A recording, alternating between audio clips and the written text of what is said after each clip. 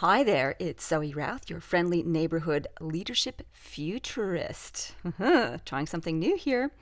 I am a team navigator. I love to work with leaders and teams to explore new horizons. Sounds like fun, right? I think it does. We are talking about creativity and change in this solosode, and my question for you is, if you're leading change, do you feel sometimes like you're dragging yourself and others along? That it's not going smoothly, that it's a bit sort of a labor? Well, this episode is for you. We will look at 3 ways to go to the root of the problem and be liberated after that. Let's do it. Welcome to the Zoe Routh Leadership Podcast, where we share all things people stuff in leadership. Learn from leaders who have done the hard yards and learned from experience. Hear from expert authors about the latest insights from culture to strategy and messy people dynamics. Get tips and insights from multiple award-winning author and leadership expert herself, Zoe Routh. Now, on with the show. All right, in my Inner Compass news, we have 2 bits of juicy information for you. The Olympus Project, yes, my near-future science fiction dystopian corporate thriller is out now, and the actual physical copies for the collector's editions have arrived, and I am busily mailing them out to everyone who has ordered them and continues to order them. It's very exciting. You may have seen on social media, I did a little unboxing and got a little emotional seeing this epic tome in my actual hands, and Rob said, it looks like an actual real book. I'm like, yes, it is an actual real book. And you can get it in your hot little hands right now. So you can just order off our website. If you want the collector's edition, I personally sign them all. Okay, so that's the first bit of news. Second bit of news, the future of leadership. This is an upcoming event we have scheduled for February 24th in Canberra. It is a small, intimate affair, only 25 people. It is going to be a day of big conversations, big ideas for everyday leadership. And we are just releasing the first release of tickets, i.e. the cheap seats, this Friday. So if you want to be one of those lucky 25 to come together to have big conversations and how about leadership and the future of leadership, what we are contending with in the future, and how we can actually take practical actions to build something that is worth experiencing and living, that is contributing to both society and the planet. That's the big topics. Then join us February 24th in Canberra. So tickets available this Friday. First release, first in, best dressed. Okay, so let's get into the content of today. So you're leading change and you're trying to be creative at the same time. So creativity and change are definitely interlinked. And last time I did a solo, so we talked about some of the reasons why you might be struggling. I want to offer a couple of other big picture ones. And I think when we know what's not changing, this can help our creative output. So I was thinking, okay, what is not changing? So I started listing what is changing and what isn't changing. The first thing I noticed is that people's wants change. So whether it's our team members or our audience or our customers, what people want changes. Like some may want fame for a time, some may want a promotion, some may want more money, some may want to just belong. What does not change is the wanting. We are built for experiencing. So whatever your target audience is, whether that's internal, external in your work, the wanting doesn't change. The actual lens or the outcome that they want does change, but we need to remember that when we're putting something together, when we're leading change, is that we are serving a wanting. And your creative application of your leadership thinking skills will be offering new experiences to fulfill that wanting. So I think that's really quite helpful because it helps us to wrestle with the question, well, what do people want? And that's where we can get hung up on the tactics. But if we speak to a greater yearning, the yearning for experience, the yearning for feeling something, then that will help us rise above all the tactical issues of how we actually present this to the audience. If we remember that all of us want to feel and experience something, and the actual something changes over time, then that gives us a bigger insight, right? I hope so. So the second thing I looked at here is what we value and what we want shifts over time. And integral leadership development theory, which I've mentioned a number of times on the podcast show, and I'll link to a couple of resources for you in the show notes, gives us a map for what is likely to play out for people. So what does that all mean? So as we grow and evolve as humans, we shift what's important to us over time if our context is right. So at earlier stages of leadership maturity, for example, when we first get into our workplace, belonging is super important. That's kind of a fundamental piece. That's our first need and want and value as we start our careers. Being part of something and that we fit in and that we follow the rules is the first stage. That shifts over time when we get some experience and some expertise, and all of a sudden what we value and how that is expressed shifts, say, for example, into being an expert. So that we want to raise our hand, put across an opinion, be known and appreciated for what we know. That's in the expert stage of leadership maturity. So what we value and what we want shifts over time. Now, what does not change is the premise that our worldview shapes our action. Our worldview shapes our action. So the takeaway for you as a leader is dig deeper. You need to know the map and read the territory of what your worldview is, your own particular worldview and that of others. And in knowing that, that will absolutely help you on your creative journey as well as on your leadership journey, because you'll be able to talk the language and the perspective of the people that you are trying to serve in the change that you are leading. Okay, the third big idea, I hope you're staying with me on this one, is that seasons change. For example, spring turns to summer, summer turns to fall or autumn here in Australia. Fall turns to winter and winter to spring. We know this. You know what doesn't change? It's the cycle itself that is unchanging. Seasons change, the cycle of seasons does not. That's actually pretty profound. So let's think about it in other contexts you're familiar with. We're born, we die. That cycle doesn't end. What happens between changes and shifts, but that cycle doesn't end. Even the universe itself is expanding and will contract again.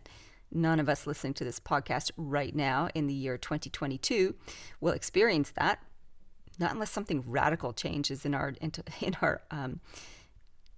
industry and technology that allows billions of years of living.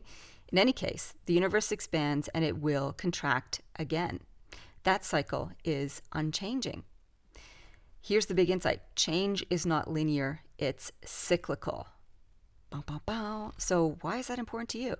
From a creative and leadership standpoint, I'll ask you this question. When you start a project, do you anticipate its end? Probably that's likely so, because you plan to start something, put it into place, and have it tied off in a bow. Though when you start a friendship, do you anticipate its end? There's that expression. There's some people are here for a reason, a season, and a time. I think, oh God, I probably got that expression totally wrong. But the idea is, when you start a friendship, do you actually consider that it may one day end? When you start a marriage, do you anticipate its end? Now, I've talked to some people who literally walking down the aisle were thinking to themselves, I can always get a divorce. At least two people I know have had that thought. It doesn't mean that you should anticipate that your marriage will end in divorce. It will, however, end at some point, whether it's in divorce or death. Pretty sobering and maybe a little bit depressing, actually. It's the truth, though. All relationships, no matter how permanent they seem, will ultimately end. That's just the way it is. When you start a job, though, do you anticipate its end? You'll start this wonderful new project or job or role, and it's exciting. And then at some point, you'll move on or you'll retire or do something different. Or when you have new staff come on board, do you expect them to stay forever, or do you anticipate that one day they will move on? So when we come to terms with this is the big takeaway for you, right? When we expect endings, it frees us to make more beginnings. That's pretty exciting, right? That's what allows us our creative output. When we expect the endings, it means that we no longer are afraid of the endings. So begin. That is the creative lexicon that we should all adopt in every context in which we find ourselves. Here's the last thought for you. When we expect endings, it helps us to savor the now. Life and leadership is bittersweet. Don't fight it, embrace it. That's my other key takeaway for you. So yeah, there's a bit of a change of flavor today, and it was just what I was thinking about that I thought might be helpful for you when you need to think about big picture framing and how you're bringing yourself to the table when you're leading creative change.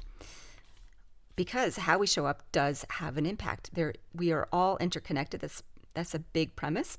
And how we show up absolutely affects the outcome of our relationships, our interactions, and our projects.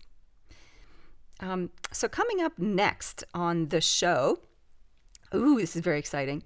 We have Manly Hopkins. He's a seafaring adventurer who sailed into a hurricane.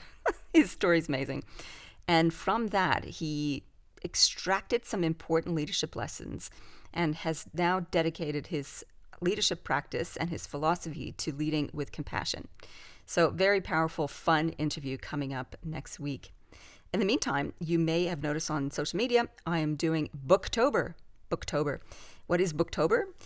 I am doing very short video reviews on books that are smart reads for good leadership. And if you haven't had a chance, I'll tell you what has been on offer in terms of the reviews that I've done so far.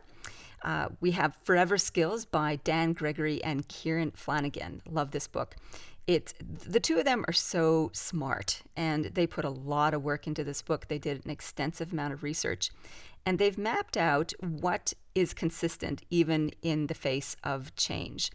And with their Forever Skills, they break it all down, and they give you very specific, tactical things that you can do in developing your leadership skills. So if you're looking for a solid leadership book that is very pragmatic in terms of how you should hone these particular skills, Forever Skills is for you. By the way, I will list all the links in the show notes for you too. Second one, Curly Conversations for Teams with Kate Christiansen. This is a tiny little book, but don't let that fool you. It does some heavy lifting. Curly conversations are the ones where I don't know what the answer to that. There's no clear pathway. Exactly what we need when we're facing change, ambiguity, volatility, and so on. So Kate has a particular methodology where she helps ease people into having these difficult conversations with big ideas with their teams, and addresses things like, how do you actually build trust? How do you confront failure? So some big juggernaut ones in there. And she has very practical questions that you can lift out of the book and use with your team. So that's Curly Conversations for Teams. Third one is Fully Connected with Mel Kettle. Mel is a delight, and her book, Fully Connected, is wrought from the burning fire of lived experience. And she has really buffed and polished this work into a really easy to read manual for how to live a better life. It's basically self-care, itemized and outlined in a way that's easy to implement. In the review, I said I wish I had this book 20 years ago. It would have been a useful handbook for just getting your stuff together. So that's Fully Connected with Mel Kettle. All right, that's probably enough for you in terms of the books that I've got reviewing. I'm doing about 3 a week. So you can hop on to Twitter, LinkedIn, Instagram, Facebook, and all those reviews will be posted there, so you can follow along. And do remember to follow me on Goodreads. If you are a bookworm, then I would love for you to follow me as the author of The Olympus Project and my 4 other leadership books on Goodreads. So in the meantime, this episode is brought to you by my favorite creative project that is happening right now, The Olympus Project, my near future science fiction dystopian corporate thriller. Geez, that's a mouthful, and that's the first time I've rattled it off successfully.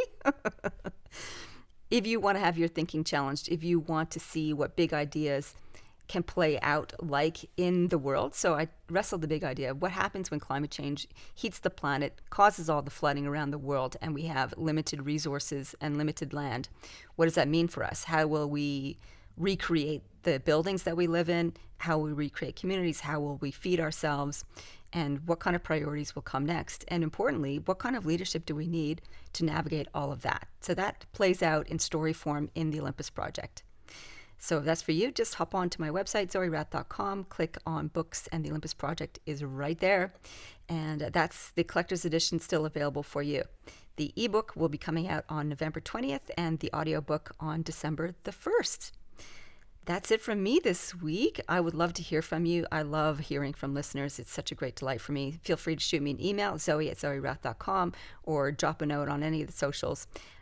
Love to check in with you. In the meantime, live well, lead well. You've been listening to the Zoe Routh Leadership Podcast with leadership expert Zoe Routh. For more about people stuff and to contact Zoe, go to zoerouth.com.